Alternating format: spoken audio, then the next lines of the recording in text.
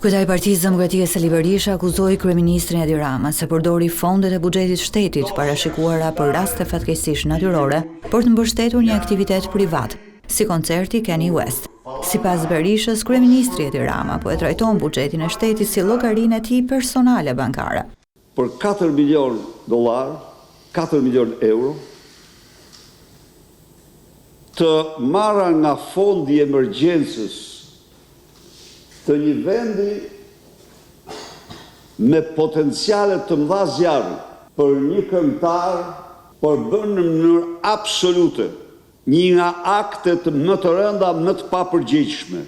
Fondi rezervi Këshillit të Ministrave përdoret vetëm në emergjenca kombëtare, por Edi Rama ka shtruar fondin rezerv në llogarinë e tij personale. Berisha komentoi samitin e NATO-s në Turqi duke hedhur dyshime se samiti i ardhshëm mund të mos mbahet në Tiranë. E vërteta është që në samitin e parshëm për 2027 ishte caktuar Tirana, por ka mbi 2 muaj që qarkullojnë zëra të ndryshme. Në dokumentat e NATO-s, kur përfundon një samit, informohet samiti tjetër.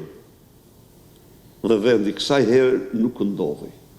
Kryetari i Partisë Demokratike Berisha dënoi ndalimin në pikën kufitare të 3 deputetëve të koalicionit partive shqiptare në Maqedoninë e Veriut, Vlen. Sipas Berishës, ky akt dëmton marrëdhëniet mes 2 vendeve tona.